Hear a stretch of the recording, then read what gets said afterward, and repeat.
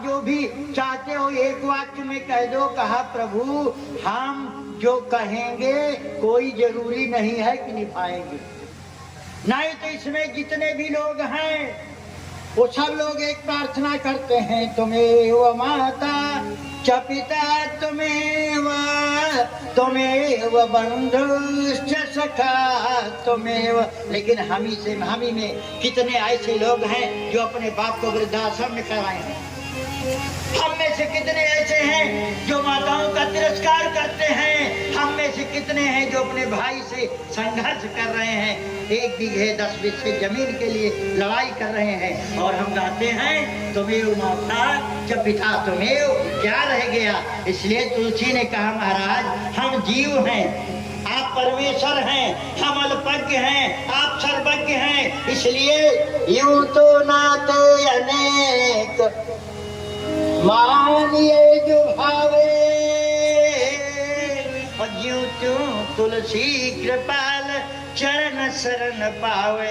महाराज हम जो कहेंगे भूल सकते हैं, लेकिन राम क्या है दो बेर न भासते, राम दो नहीं बोलते हैं। उन्होंने कह दिया जा तुझे मैंने स्वीकार किया, जो सभी शरणाई रखी हूँ ताही प्राण की नाथ। बोले करो सदा दिन कई रखवारी, जिमी बालक राखई महतार। एक बच्चे का संरक्षण माँ से ज्यादा कोई नहीं कर सकता है मेरे भाई, तो ये सबसे बड़ा रिश्ता है। लेकिन आओ एक चीज जान लीजिए, मंत्र मनमुखी नहीं होना चाहिए, मंत्र गुरुमुखी काम करता है। मनमुखी भी परमात्मा का नाम जपो कोई बात नहीं है, लेकिन यदि भगवत शरणागति की इच्छा है, यदि भगवान के साक्षात्कार की आवश्यकता है, आप दोनों खास तौर से सुनेंगे, यदि भगवत साक्षात्कार की इच्छा है तो गुरु प्रदत्त नाम को आधार बना करके केवल उसी स्वरूप का चिंतन करते रहो, आत्म साक्षात्कार हो सकता है। कल्पित नामों का असर तो होगा ही, भाई घुमाए अनखड़ा सहूं, ये तो उसकी इच्छा है जी, ये तो भगवान का स्वभाव है जी। हमारे अभी गंगा सागर जी ने कहा था महाराम स्वभाव जी जाना। बड़ी अच्छी बात है जी।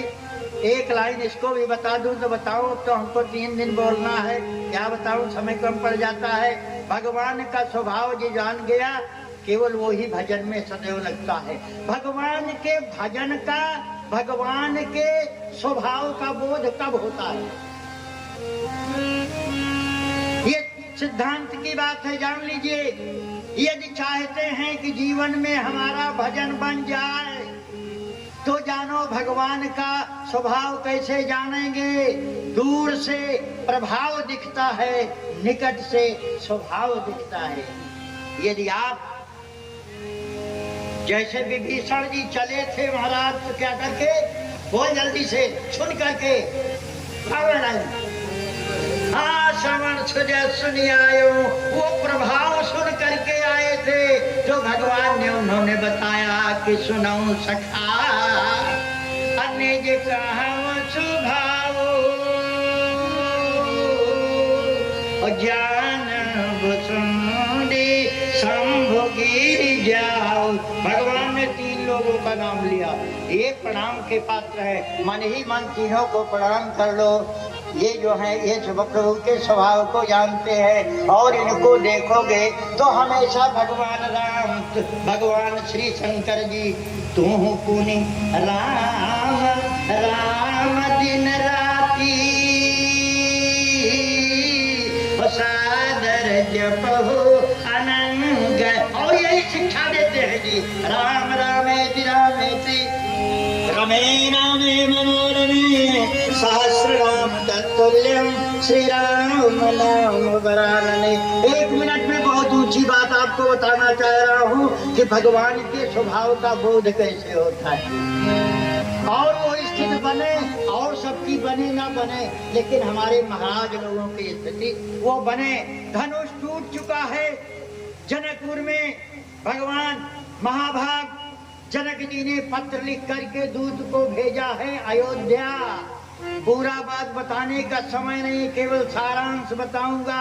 दूत लेकर के महाराज दशरथ जी के पास आता है। अरे क्या बताऊं जी, धन्य है महाराज दशरथ की दृष्टि। एक बार पत्र देखते हैं तो कभी ऊपर देखते हैं, कभी नीचे देखते हैं। आप विचार करो, किसी को चिट्ठी मिले, कभी ऊपर देखा है, कभी नीचे देखा है, गंभीर हो जाए और फिर रोने लगे, आप क्या अर्थ लगाओगे कि इसमें कोई बात डांट डांट पुलिस स्टाफ है? लेकिन ये प्रेम की बात है। मैं 3 दिन के अंदर बताऊंगा कि अश्रु प्रवाह कब होगा, कैसे होगा, और होगा तो क्या होगा, नहीं होगा तो क्या होगा, ये सारी चर्चाएं करूंगा। महाराज दशरथ जी तो जब पत्र देखा तो पत्र नहीं देखते हैं जी, पत्र के माध्यम से उन्हें राम का दर्शन होता है।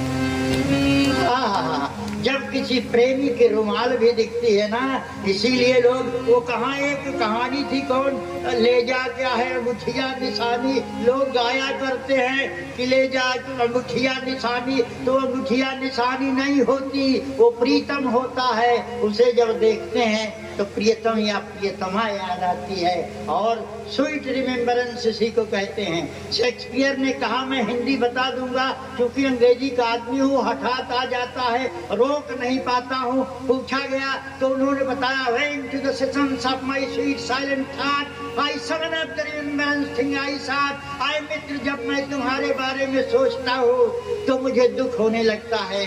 But when I think on thee dear friend, और जब मैं तुम्हारे बारे में सोचता हूँ तो अल्लाह से सारे स्टोर एंड सारोज एंड, जब तुम्हारा स्मरण करता हूँ तो तुम्हारी बूंद मेरे हृदय में आ जाती है और मैं संतुष्ट हो जाता हूँ। मेरे प्रिय भाइयों, ऐसे राम राम कहो और राम को अपने हृदय में महसूस करो। गोस्वामी जी ने कहा है, बार एक राम